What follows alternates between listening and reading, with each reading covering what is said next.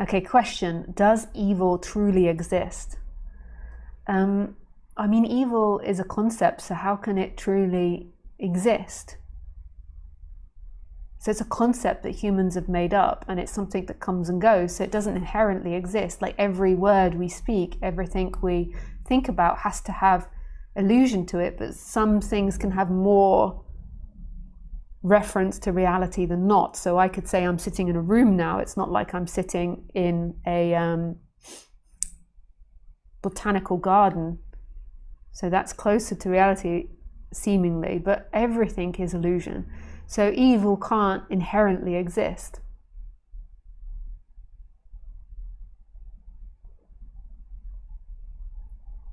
And believing that evil is this thing is like not understanding, to me, the nature of the appearance of things. So things appear and disappear. What's that concept in science again? Entropy. So naturally things are eventually going to experience entropy.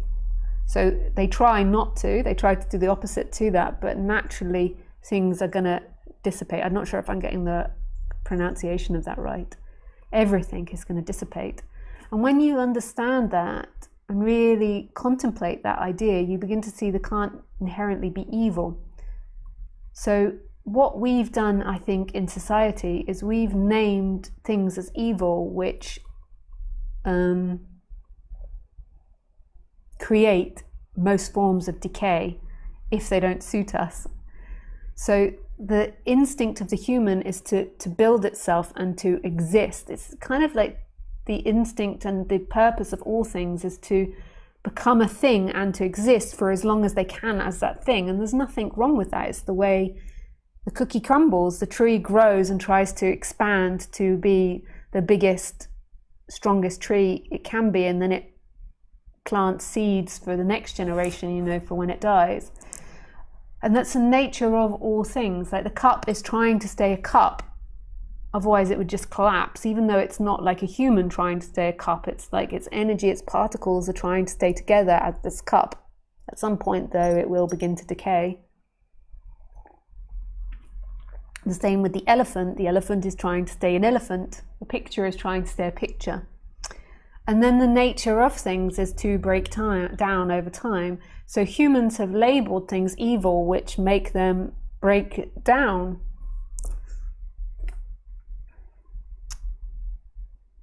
So anything which is destructive to us is evil. Evil, the evil weather, the evil storm. You know, and in the past, when we had less science, like we often created mythologies around spirits or ghosts, which created problems. So in Ireland, they had like a puka entity, which was like this entity that would come into the house and create mischief. Whereas really the mischief was just happening, you know, something got lost, a shoe got lost, and then they would blame it on the puka clone and be like, that's an evil puka clone which made the shoe get lost, but it's just the nature of things. So we created these concepts, and then we created it in relationship to each other. It's evil, like, so the psychopath is evil. The psychopath is very destructive for society, so you can understand why it most of the time, actually, it's not true that it's totally destructive, because if we personified a company, it's actually a psychopath, like its characteristics and the way that it functions is psychopathic without empathy. So it's not really true, because psychopaths can often thrive in leadership positions, but we don't often recognize them. But a lot of the time, psychopaths in our society are very destructive because they have no empathy. So they just go around doing whatever they want to do without regard to other people's feelings. So if they want to rape and murder someone, they do it because they can't perceive really that that's not just an object like a TV or a chair.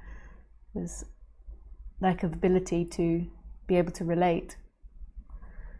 But when we look at the brains and when we look at the psychology, it's kind of a natural evolution of our species.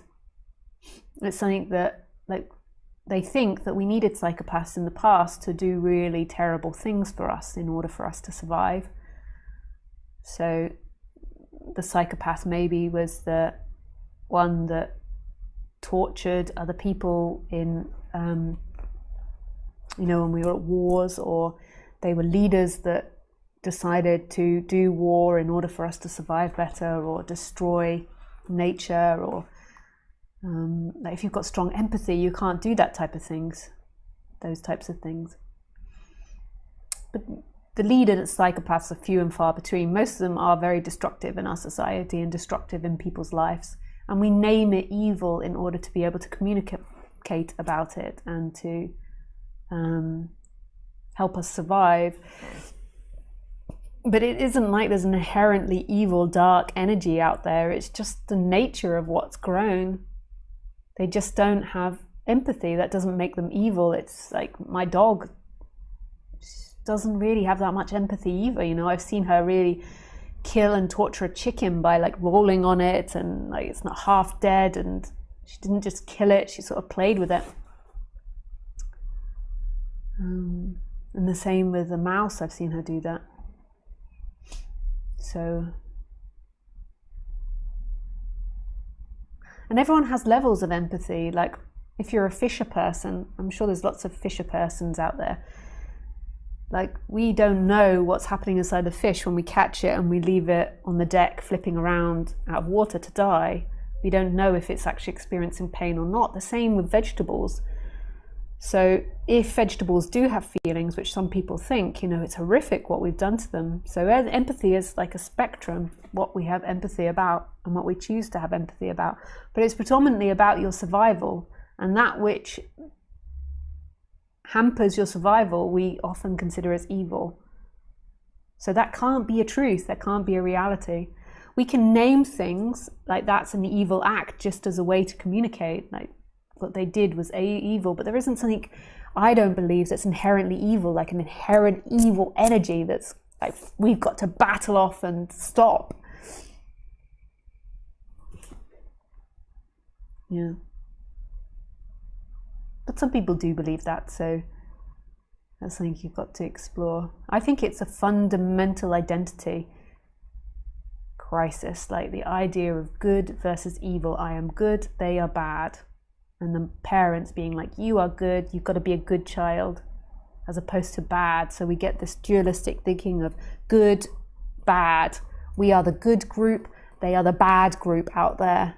Like, do you remember that as a child? Like when I was younger, I used to think that England was really good and that people in England were good and had good hearts. It was horrifying when I got older and I found out some of the things that England did behind the scenes. But as a child, like I had this innate sense, we are good people. That's a nice feeling. But it's never a reality, eh? It's goodness. So, question, what about antisocial personality disorder? I think that's similar to psychopath and sociopath. Yeah, it's just people with very low empathy or who've been very traumatized, have been raised in a very narcissistic manner with low attachment security. It's not evil, they're not inherently evil. They just don't have a functioning that other people do. Like you don't see empathy for a table, right? So it's just like that. They just don't see empathy for another person. So it's everything is about what they want. But that's not inherently evil. It's just a functioning happening. Their actions you could describe as evil, but they're not inherently evil. They just lack empathy and are totally fixated on sustaining and getting their needs and wants met. It's like total self-centeredness.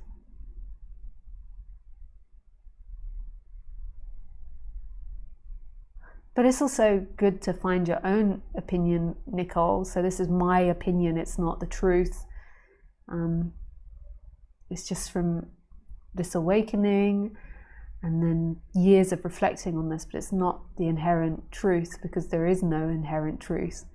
The only thing that we know for sure is this moment, which is endless, which cannot be grabbed.